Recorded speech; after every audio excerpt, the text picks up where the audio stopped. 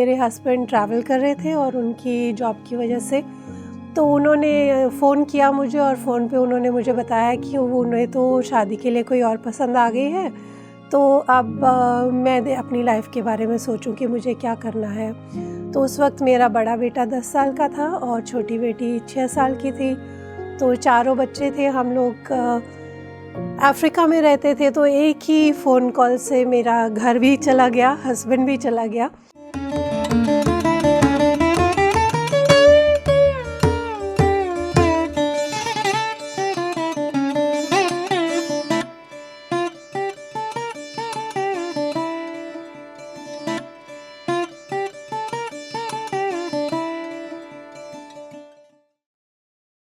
नमस्ते, मेरा नाम अंजुली है और मैं जर्मनी से आई हूँ। पिछले 10 सालों से वहीं रह रही हूँ और यहाँ इंडिया में इस वक्त आई हूँ क्योंकि ऋषिकेश में महाध्यान कुंभ चल रहा था, तो उसके लिए मैं ख़ास तौर पे आई हूँ। तो मेरी ध्यान की यात्रा पिछले आई थिंक 2011 में शुरू हुई थी। तो उससे पहले 12 साल मैं अपने हस्बैंड के साथ अलग अलग कंट्रीज़ में रही हूँ। क्योंकि मेरे हस्बैंड डिप्लोमेटिक जॉब में थे तो हम हर 2-3 साल में एक कंट्री से दूसरे कंट्री में मूव करते थे और अलग अलग देशों में रहे। अफ्रीका में और सीरिया में और टूनीशिया में, बहुत सारे अलग अलग देशों में रहे हम। तो उस वक्त जब तक मैं अपने हस्बैंड के साथ थी तो मेरा जो स्पिरिचुअल कनेक्शन था वो थोड़ा सा कम हो गया था। शादी से पहले बहुत अच्छा कनेक्ट था, पर जब मेरे हस्बैंड से मुलाकात हुई तो उनको इन चीज़ों के बारे में कुछ ज़्यादा पता नहीं था और वो उस बात को बहुत मजाक में भी लेते थे। इसलिए इस तरह से कुछ हुआ कि मैंने 12 साल जो मेरी शादी के थे उस वक्त अध्यात्म की तरफ बिल्कुल कुछ ध्यान नहीं गया। जबकि हमारे घर में, मेरे परिवार में सब लोग योगा टीचर्स हैं। तो मेरी मम्मी मुझे बार बार बोलती थी कि बेटा तुम योग किया करो। तो मैं बोलती थी कि नहीं मम्मा, वो मेरी फील्ड नहीं है, मुझे आप अपना काम करने दो। तो मैं कभी योग की तरफ नहीं जाती थी। फिर एक दिन ऐसा हुआ कि मेरे हस्बैंड ट्रैवल कर रहे थे और उनकी जॉब की वजह से तो उन्होंने फ़ोन किया मुझे और फ़ोन पे उन्होंने मुझे बताया कि उन्हें तो शादी के लिए कोई और पसंद आ गई है। तो अब मैं अपनी लाइफ के बारे में सोचूं कि मुझे क्या करना है। तो उस वक्त मेरा बड़ा बेटा 10 साल का था और छोटी बेटी 6 साल की थी। तो चारों बच्चे थे। हम लोग अफ्रीका में रहते थे। तो एक ही फ़ोन कॉल से मेरा घर भी चला गया, हस्बैंड भी चला गया और जो बैंक में बहुत सारे पैसे थे, काफ़ी शान और शौकत से रहते थे हम, क्योंकि मेरे हस्बैंड की जॉब बहुत अच्छी थी। बट वो सिर्फ़ एक कॉल में सब कुछ पलट गया और लाइफ बिल्कुल सिर के बल आ गई। और उस वक्त मैं बहुत घबरा गई थी। मुझे समझ नहीं आ रहा था कि क्या करूं, कैसे मैं अपनी लाइफ को संभालूं। मन तो ये हो रहा था कि बस कहीं फांसी का फंदा लगा लूं, पर छोटे छोटे बच्चे थे, उनको छोड़ के नहीं जा सकती थी। घर से बहुत दूर थी, अफ्रीका में थी। और बुरुंडी जहाँ पर हम लोग उस वक्त रह रहे थे वो रुवांडा के बहुत पास है और वहाँ पर बहुत ही हिंसात्मक वातावरण था। तो हर रोज़ वहाँ हमें गोलियों की बौछारों की आवाज़ सुनती थी। एक दिन तो मैं अपनी किचन की खिड़की पे खड़ी थी तो मैंने देखा कि कैसे लोग एक दूसरे पे गोलियां चला रहे हैं। तो बहुत हिंसा वाला वातावरण था। और ऐसी जगह पर अचानक आपको एक दिन पता चले कि आपके पति ने आपको बाय बाय बोल दिया है और जिसको आप अपना घर समझ रहे थे वो भी नहीं रहा। जो आपको लगता था कि मेरे पास बहुत पैसे हैं तो वो भी एक सेकंड में ऐसे चले गए, क्योंकि हमारी सारी बैंक की डिटेल्स और पासवर्ड्स और सब कुछ मेरे हस्बैंड के पास ही रहते थे।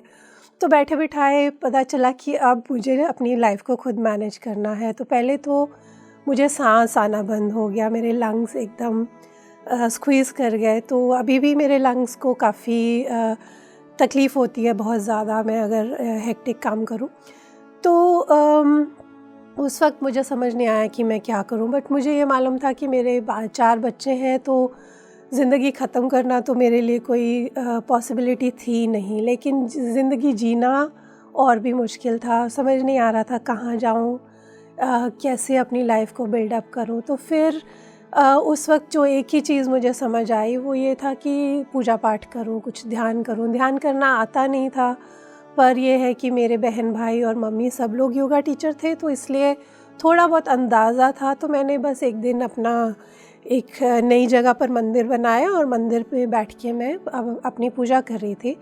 तो पूजा करते वक्त मेरे मंदिर के पीछे एक दरवाज़ा था जो कांच का था। तो जब मैं पूजा कर रही थी तो मंदिर के दरवाज़े की दूसरी तरफ एक सांप निकला, और वो सांप जो था वो आके बिल्कुल मेरे शिव जी की फ़ोटो के पीछे खड़ा हो गया, और उसका फन और शिव जी के सर पे जो फन था सांप का, वो दोनों बिल्कुल एक जैसे थे। और ये एक ही फ़ोटो मैंने अपने 50 साल की लाइफ में देखी है जिसमें शिव जी का सांप हरे रंग का है, और जो सांप मेरे गार्डन में उनके पीछे खड़ा था वो भी हरे रंग का था। तो मुझे लगा कि ये कोई कोइंसिडेंस नहीं हो सकता, इसमें कोई ज़रूर भगवान मुझे कुछ कहना चाहते हैं। और जैसे कहते हैं कि डूबते को तिनके का सहारा होता है, तो वो मेरे लिए वो तिनका बन गया।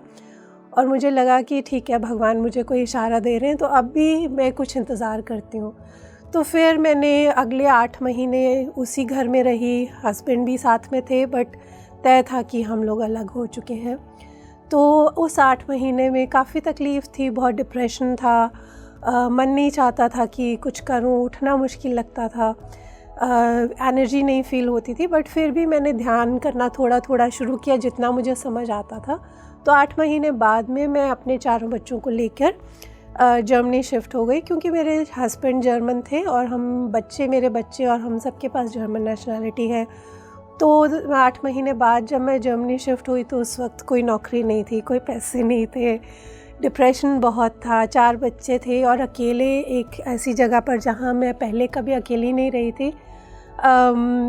एक नई ज़िंदगी शुरू करना मुश्किल था, लेकिन ये था कि मुझे जर्मन बहुत अच्छे से आती थी, और जो मैंने बहुत सारी कंट्रीज़ में लाइफ स्पेंड की थी उससे मेरे पास बहुत सारा एक्सपीरियंस था। तो मुझे ये मालूम था कि मेरी इंडियन रूट्स और मेरे इंडियन जो भी यहाँ की पैदाइश और बड़ा होना है, उससे मुझे ये तो समझ आ गया था कि मैं अपनी ज़िंदगी जैसे तैसे निकाल सकती हूँ।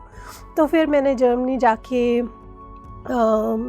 अपनी योगा ट्रेनिंग की और योगा पढ़ाना शुरू किया, और अब उस बात को 10 साल हो चुके हैं। अब मेरा बड़ा बेटा 21 साल का हो गया है, मेरी छोटी बेटी 15 साल की है, और मैं पिछले कई सालों से जर्मनी में योगा पढ़ा रही हूँ और ध्यान भी कराती हूँ। तो आनापानसती ध्यान और पीएमसी के बारे में मुझे इस साल अप्रैल में पता चला। तो ध्यान से मेरी बहुत सारी पुरानी जो तकलीफ़ें थी वो दूर हो गई थी। धीरे धीरे मैं अपने आप को फिर से पावरफुल महसूस कर रही थी। बट फिर भी अब ये पूरा कोरोना काल में हमारा काम बंद हो गया था, तो जो स्टूडियो का किराया था और खर्चे थे, तो रोज़ कर्ज़ा बढ़ता जा रहा था और समझ नहीं आ रहा था कि क्या करूं। तो कुछ कमी महसूस हो रही थी।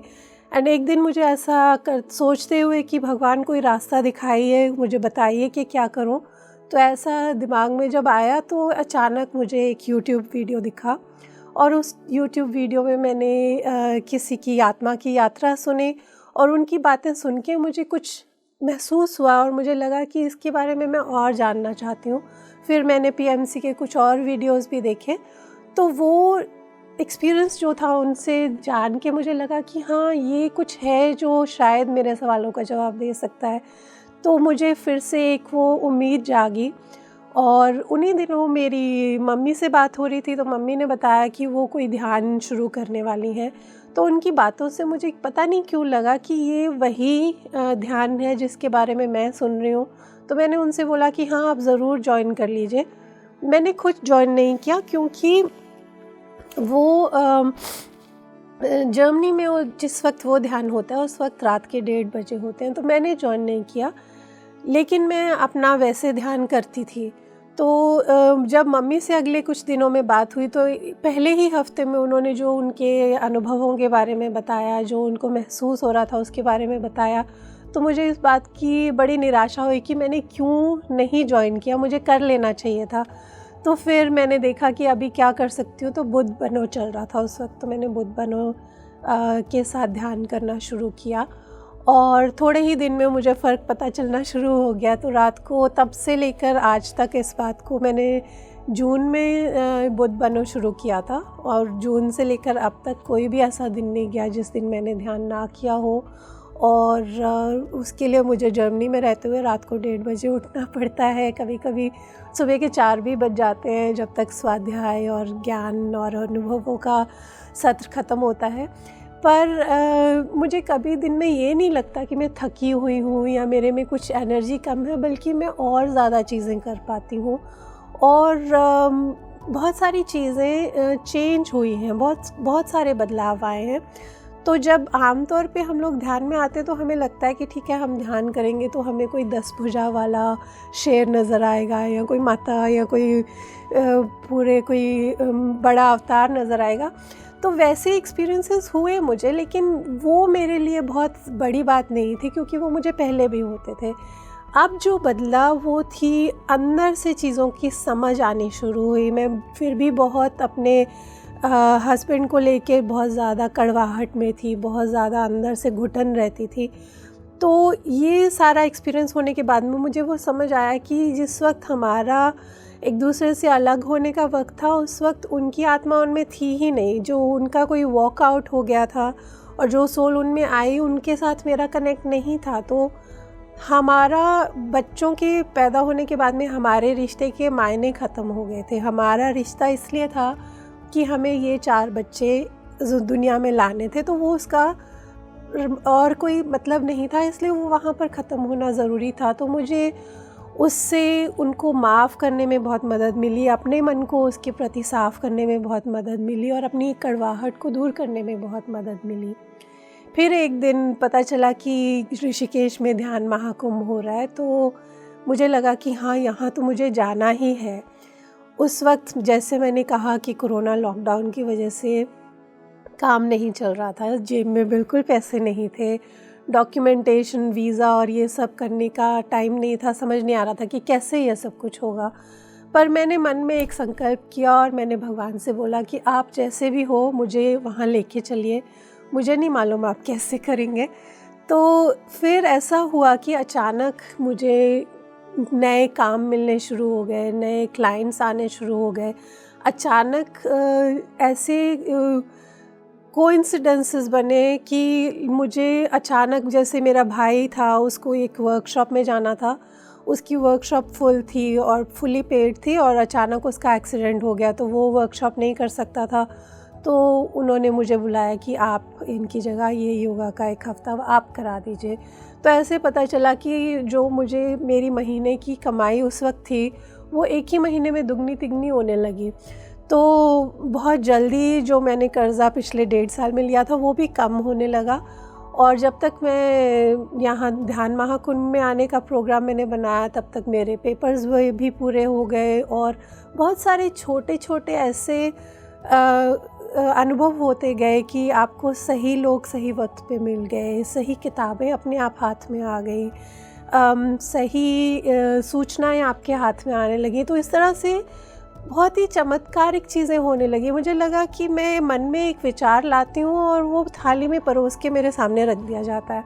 तो ऐसा मेरे साथ होने लगा और जब मैं यहाँ पहुँची ध्यान महाकुंभ में, तो मुझे एहसास हुआ कि ये कितना ज़रूरी था मेरे लिए, कितना उसमें भगवान का हाथ था कि एक एक चीज़ मेरे चाहने के हिसाब से हो रही थी। जैसे हमारे यहाँ कहते हैं कि सरस्वती दिन में आपकी ज़बान पर एक बार बैठती है, पर जब से मैंने पीएमसी के साथ ध्यान करना शुरू किया है, मुझे लगता है कि सरस्वती 24 घंटे मेरी ज़बान पे बैठी रहती हैं और वो मेरी हर इच्छा पूरी कर देती हैं। मैं पलक झपकती हूँ तो चीज़ें सामने आती हैं जो मैं मांगना चाहती थी, जो मैंने अपने मन में कभी चाहा था।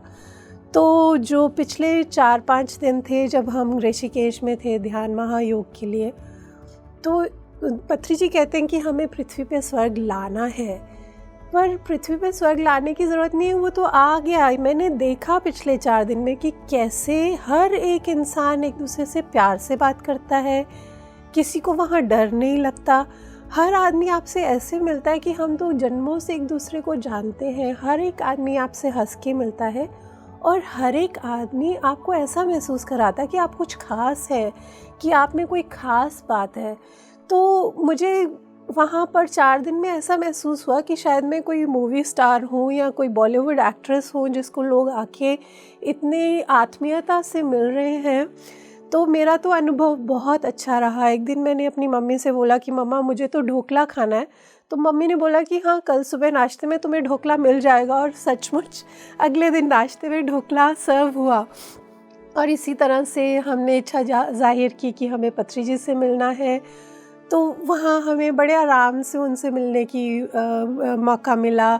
बाकी पीएमसी के जो लोग थे, हर एक आदमी इतने प्यार से आपसे मिलता है। और आमतौर पे अगर आप किसी से बात कर रहे हैं तो लोग बात करते करते इधर उधर देखते रहते हैं, या कहीं 4 लोगों से फ़ोन पे बात कर रहे हैं, कुछ बीच बीच में किसी और से बात करते रहते हैं।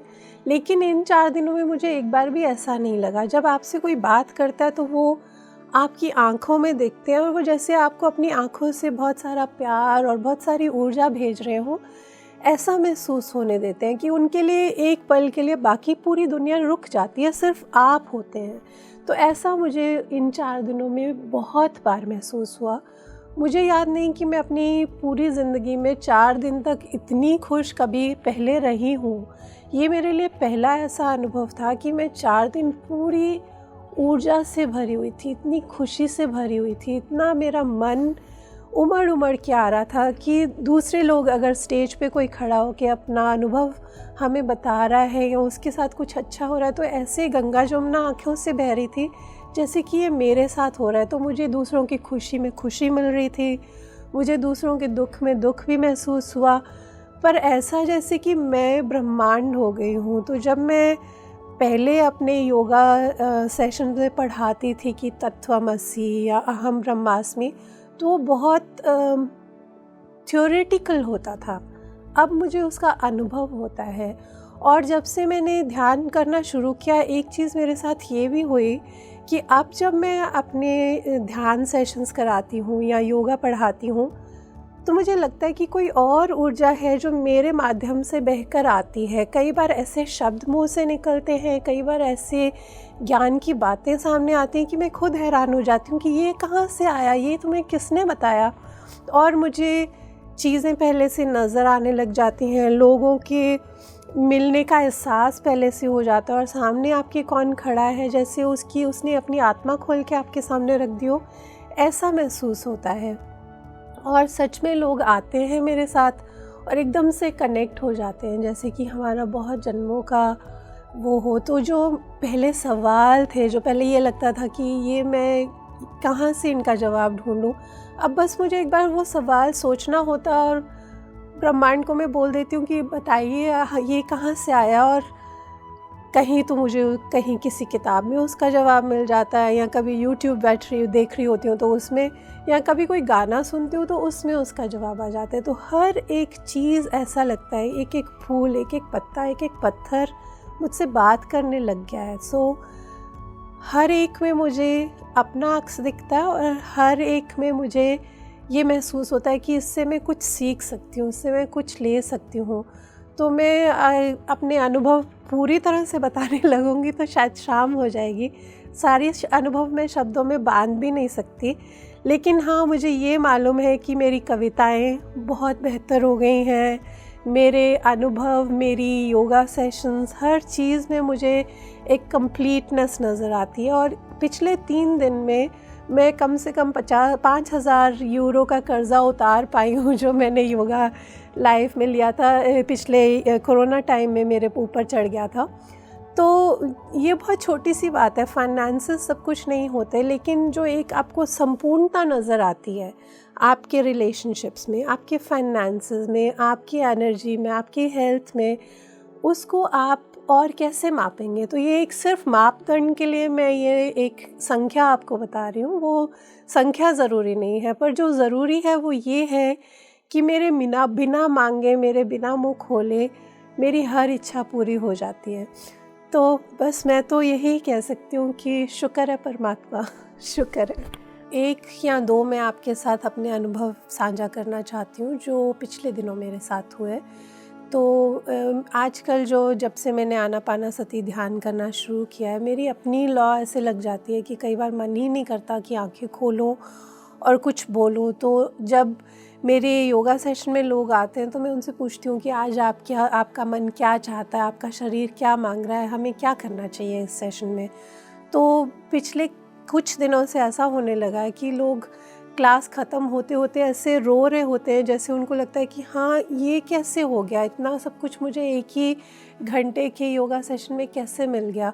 तो कई बार लोग मुझसे पूछते हैं कि अंजलि तुम क्या करती हो, तुम्हारी ये तुम्हें कहाँ से आया, कैसे तुमने मेरे मन की बात जान ली। तो ऐसा बहुत होता है। पिछले दिनों एक सेशन था, उस दिन मुझे देवी सर्कल की मेडिटेशन अगले दिन शुरू होने वाली थी और उसी ही दिन JTTP सेशन की भी JTTP शुरू होने वाली थी। और मेरे मन में ये असमंजस था कि अब मैं दोनों में से कौन सी चीज़ करूं। तो मैं इस असमंजस से अपनी क्लास में गई। तो जब मैं क्लास में पहुंची तो 4 लोग थे जिन्होंने उस सेशन के लिए ज्वाइन किया था। तो उसमें से जो एक पुरुष थे उन्होंने मना कर दिया कि वो आज नहीं आ पाएंगे, तो 3 महिलाएं उस सेशन में थीं। तो जब मैंने उनसे पूछा कि आज मैं क्या करूं तुम्हारे लिए, तुम क्या करना चाहते हो इस योगा सेशन में, तो पहली महिला ने मुझे बताया कि उसकी माँ की कुछ दिन पहले मृत्यु हो गई है और उसके नाना जी भी कुछ दिन पहले गुज़र गए हैं और उनकी नानी जो है इस वक्त अस्पताल में है, इसलिए उनको कुछ ऐसा चाहिए जिससे उनके मन को शांति मिले, धैर्य मिले। और दूसरी जो थी महिला, उनसे मैंने पूछा कि आपको क्या चाहिए, तो उन्होंने मुझे बोला कि मुझे अपने प्रति प्यार महसूस करना है, मुझे लग रहा है कि मैं अपने आप से विलक होती जा रही हूँ। तो मैंने कहा अच्छा। तो तीसरी से पूछा तो उन्होंने भी बोला कि मैं तो बहुत थकी हुई हूँ, पिछले दिनों इतना काम किया, मैं चाहती हूँ कि मेरे लिए कुछ ऐसा हो कि मैं शांति से अपने आप को ठहराव में ला सकूँ। तो मैंने कहा कि ठीक है, हम करते हैं। और मैंने शुरू किया कि हम ध्यान से शुरू करते हैं। तो मेरा इरादा तो ये था कि हम आनापानसति ध्यान करेंगे कुछ देर, फिर प्राणायाम करके कुछ योगासन करके हम सेशन ख़त्म कर देंगे। लेकिन जब मैंने आनापानसति ध्यान कराना शुरू किया तो पहले ही 2-3 सांसों के बाद में ऐसा हुआ कि कोई ऊर्जा मेरे माध्यम से बहने लगी और उस ऊर्जा ने मुझे ये कहलवाया कि आप तीनों इस वक्त यहाँ हैं, इसमें कोई कोइंसिडेंस नहीं है। आप देवी लक्ष्मी, देवी सरस्वती और देवी भगवती का रूप हैं और जिस पुरुष ने ये आना था और वो नहीं आए, तो इसमें भी कोई कोइंसिडेंस नहीं है, क्योंकि आज आपके माध्यम से पूरी पृथ्वी की हीलिंग होने वाली है।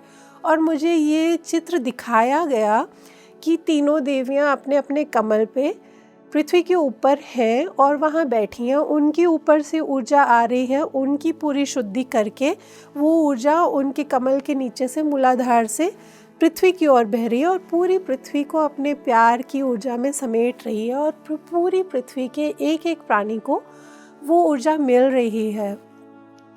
तो मैंने उन्हें ध्यान ख़त्म होते होते मैंने कहा कि ये मैं जानती हूँ कि ये मैं नहीं बोल रही हूँ, तो ये जो भी हमारी इस वक्त जो ध्यान हो रहा है ये मुझे ब्रह्मांड से दिया गया है, ये मेरे लिए और आपके लिए एक तोहफ़ा है। तो जब मैंने ये क्लास वो ध्यान का सेशन ख़त्म किया और उसके बाद में अपना क्लास ख़त्म की, तो तीनों ही महिलाओं से मुझे यही सुनने को मिला कि हाँ, उन्हें सचमुच रोंगटे खड़े करने वाला अनुभव हुआ और उन तीनों को लगी वो ऊर्जा महसूस हुई। और उसके बाद में जब मैं अपने योगा सेशन से बाहर आई तो मैंने सोचा कि अब मैं क्या करूं। ये तो मुझे देवियों ने बड़े साफ तरीके से बताया कि आपको तो देवी सर्कल की मेडिटेशन कल ज्वाइन करनी है, पर मुझे तो JTTP ज्वाइन करना था। तो मैं ध्यान के सेशन से बाहर आई, अपनी क्लास से बाहर आई और मैंने राम सर को फ़ोन किया और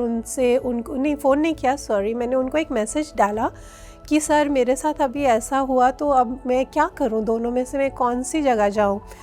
तो इससे पहले कि राम सर का जवाब आता, मैंने सोचा कि हमारा जो देवी सर्कल का ग्रुप है, मैं उसमें ये मैसेज जो उस सर्कल के लीडर हैं जो करुणेश जी हैं, उनको मैं ये मैसेज भेज देती हूँ। तो मैंने वही मैसेज करुणेश जी को फॉरवर्ड किया।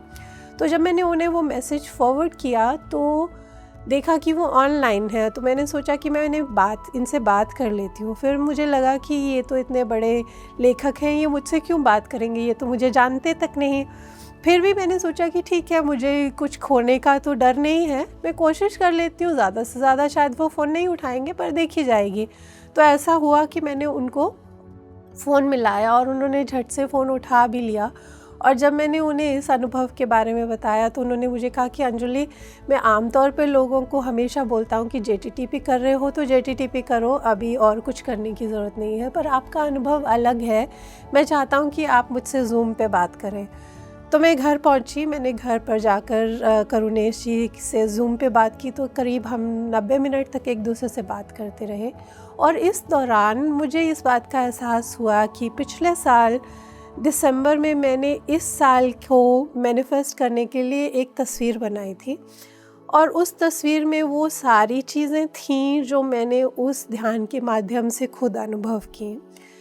और पिछले साल मार्च में मुझे किसी ने बोला था कि मैं करुणेश जी की किताब 1000 सीड्स ऑफ जॉय ख़रीदूँ, तो वो मैंने ख़रीद ली थी, लेकिन मैंने उसको कभी हाथ नहीं लगाया था, मुझे पता नहीं था कि उसकी कवर कैसी दिखती है, बस वो मेरे बुक शेल्फ में पड़ी थी। तो उनसे बात करते करते जब मैंने वो किताब निकाली तो मुझे इतना सरप्राइज़ हुआ कि उस किताब पे पृथ्वी दिखाई दे रही है और 2 देवियाँ नज़र आ रही हैं जो अपने अपने कमल पे बैठी हैं। मुझे ध्यान में 3 देवियाँ दिखी थी। तो जब मैंने करुणेश जी से ये बताया तो उन्होंने कहा कि हाँ अंजलि, जो पहली बुक आई थी उसमें माँ लक्ष्मी और माँ सरस्वती दोनों की ऊर्जा थी, और अब जो बुक आने वाली है उसमें माँ भगवती भी है। तो वो जो तीसरी देवी मुझे नज़र आई वो अभी उनके दिमाग में चल रही है, मुझे ये बात मालूम हो ही नहीं सकती थी। और फिर मैंने उनको जब ध्यान के बारे में बताया तो उन्होंने मुझे बोला कि हाँ, अगर मैंने उन तीनों महिलाओं को अपने सेशन में ये बताया है कि वो देवी लक्ष्मी, सरस्वती और भगवती हैं, तो ये भी कोई कोइंसिडेंस नहीं है, क्योंकि पूरी 1000 सीड्स ऑफ जॉय का यही मतलब है कि हम हर एक महिला को इस बात का एहसास कराएं कि उनमें देवी मौजूद है, उनमें देवी है और उन्हें उस ऊर्जा से कनेक्ट करना है। तो ये मेरे लिए एक बहुत बड़ा एक्सपीरियंस था, और मैं बहुत सालों से बहुत कोशिश कर रही थी कि मैं चीज़ों को चैनल कर पाऊँ, इस तरह की ऊर्जा को चैनल कर पाऊँ। पर जब मैंने उस पे काम करना छोड़ दिया और सिर्फ अपना ध्यान करना शुरू किया तो वो ऊर्जा अपने आप मेरे पास आ गई। तो ऐसे अब तो बहुत सारे छोटे बड़े ऐसे अनुभव होते रहते हैं, पर मुझे वो अनुभव कभी भी सरप्राइज़ करना बंद नहीं करते। मैं अपने आप को बहुत भाग्यवान समझती हूँ कि मुझे पीएमसी का परिवार मिला, क्योंकि ये वो परिवार है जो आप पैदाइश से नहीं पा सकते, लेकिन यहाँ जो आपका कनेक्शन है वो आपके भौतिक परिवार से बहुत अलग है। यहाँ हर एक इंसान आपको वैसे एक्सेप्ट करता है जैसे आप हैं, वो आप में अच्छाइयाँ या बुराइयाँ नहीं देखता, वो बस आपको एक्सेप्ट कर लेता है। और ये बहुत बड़ी चीज़ है ध्यान में। इसीलिए मैंने कहा कि पत्री जी का सपना है कि स्वर्ग पृथ्वी पे आए, पर हमें तो अभी से स्वर्ग नज़र आ रहा है, महसूस हो रहा है, और हर कण कण में महसूस हो रहा है। तो मैं चाहती हूँ कि जैसा मुझे अनुभव हुआ ऐसा आप सबको भी हो, और जैसे किसी और की आत्मा की यात्रा से मुझे प्रेरणा मिली, अगर मैं आप में से किसी एक को भी ये प्रेरणा दे सकूँ तो मुझे लगता है कि मेरा जीवन धन्य होगा। मेरा अभी आगे ये इरादा है कि मैंने मास्टर्स है मेरे पास जर्मन लैंग्वेज में, मेरी जर्मन भाषा पे बहुत अच्छा होल्ड है। तो पत्री जी की आज्ञा से अब और उनके आशीर्वाद से मैं स्वाध्याय की किताबों का ट्रांसलेशन करना शुरू कर रही हूँ जर्मन में। तो अभी मेरा इरादा है कि अगले 40 दिन में 40 मास्टर्स के मैसेजेस को ट्रांसलेट किया जाएगा, और उसके बाद में कन्वर्सेशंस विद बाबा जी, जो पल्लवी जी की किताब है, उसको हम ट्रांसलेट करेंगे। और भगवान ने चाहा तो हम बहुत जल्दी पूरी स्वाध्याय की सीरीज़ को जर्मन में ट्रांसलेट करेंगे। तो मुझे इस बात को कहते हुए बहुत खुशी हो रही है कि हम जर्मनी में भी पीएमसी की ऊर्जा को ला रहे हैं, और एक पीएमसी जर्मनी, उसको हम जर्मन में पीएमसी डॉइचलैंड बोलते हैं, वो चला रहे हैं। तो वहाँ पर मधु और राम जी हैं जिनके साथ मैं मिलके काम करती हूँ। तो मैं चाहती हूँ कि हम वहाँ पर भी यूरोप में पूरा पीएमसी की और साधना और ध्यान की ऊर्जा को और बढ़ाएं, क्योंकि वहाँ पर इस वक्त लोगों में बहुत डर फैला हुआ है कोरोना को लेकर, और इस वक्त जो हालात हैं, इसलिए मुझे लगता है कि विश्व स्तर पे हमें ध्यान की ज़रूरत है। तो अगर मैं उसमें थोड़ा भी अपना कुछ कंट्रीब्यूशन दे पाऊँ, योगदान दे पाऊँ, तो मुझे बहुत खुशी होगी। तो अभी मेरा उद्देश्य तो यही है कि जितना हो सके इस ध्यान के मैसेज को दुनिया में स्प्रेड किया जाए। फ़िलहाल मैं जर्मनी से शुरू कर रही हूँ, बट मेरी कोशिश ये रहेगी कि मैं उसे और आगे बढ़ाऊँ। हालांकि मैं फ़्रेंच और अरबिक बहुत अच्छी नहीं बोलती हूँ, पर वो भी मैं बोल लेती हूँ। तो कई भाषाओं में मैं ध्यान का जो संदेश है वो दूर तक ले जा सकती हूँ, और कोशिश करूँगी कि उसे बहुत दूर तक ले जाया जा सके। और क्योंकि जो सुख मुझे ध्यान से मिलता है, मैं चाहती हूँ कि मैं पूरी दुनिया में वो सुख और फैला सकूँ।